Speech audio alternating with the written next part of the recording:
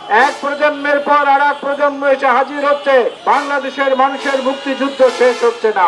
জামাত ইসলাম বলেছে নাহিদ ইসলামের বক্তব্য বাঞ্ছিত নয়, কাঙ্ক্ষিত নয়। দেশ ক্রান্তিকাল অতিক্রম করছে না, দেশ অতিক্রম করছে ক্লান্তিকাল। ক্লান্ত হয়ে গেছে বাংলাদেশের মানুষ। লড়াই করতে করতে, যুদ্ধ করতে করতে এক প্রজন্মের পর আর এক প্রজন্ম এসে হাজির হচ্ছে, বাংলাদেশের মানুষের মুক্তিযুদ্ধ শেষ হচ্ছে না। 1971-এ রণাঙ্গনে স্বাধীনতার যুদ্ধ হয়েছে, কিন্তু মুক্তিযুদ্ধ এখনো বাংলাদেশে চলমান। কারণ এখনো ভাতের জন্য, এখনো ক্ষুধার জন্য, এখনো ভোটের অধিকারের জন্য, এখন পর্যন্ত বিপথগামী কিছু রাজনীতিবিদের খপ্পর থেকে বাঁচার জন্য এই দেশের মানুষ তাদের সংগ্রাম অব্যাহত রেখেছে।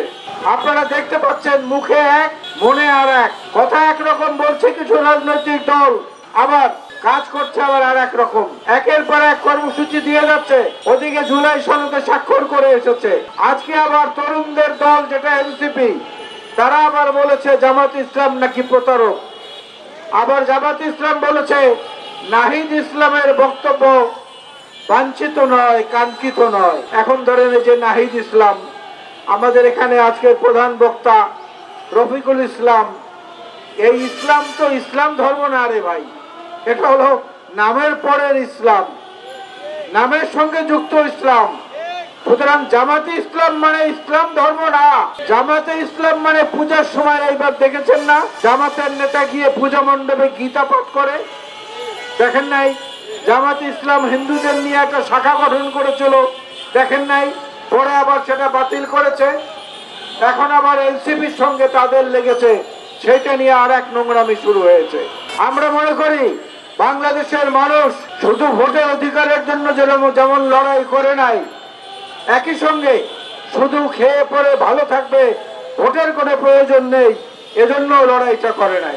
লড়াইটা ছিল এই দীপিত প্রত্যাশার সম্মিলন, এই দুই রকম চাওয়ার প্রাপ্তি, যেটা সেইটার একটা সমীকরণ। এই লড়াইটা যারা জীবন দিয়েছেন, যারা প্রাণ দিয়েছেন, যারা আহত হয়েছেন, প্রত্যেকে আমাদের জাতীয় জীবনে চিরদিনের জন্য স্মরণীয় হয়ে থাকবেন। আদর্শের মত ভিন্নতা থাকবে, পথ ও মতের ভিন্নতা থাকবে, এইটাই স্বাভাবিক। গণতন্ত্রের সৌন্দর্য হচ্ছে ফুলের বাগান, একটি মাত্র ফুল নয়। এই ফুলের বাগানে হাজারো ফুল ফুটবে, কোনোটার ঘ্রাণ আছে, কোনোটা নেই, কোনোটা দেখতে সুন্দর, কোনোটা দেখতে অসুন্দর, কিন্তু সব মিলেই কিন্তু একটা ফুলের বাগান। বাংলাদেশটাকে সেই ফুলের বাগানে পরিচালিত করার জন্য, পরিণত করার জন্য বিএনপির নেতৃত্বে আমরা 1.5 যুগ আন্দোলন করেছি।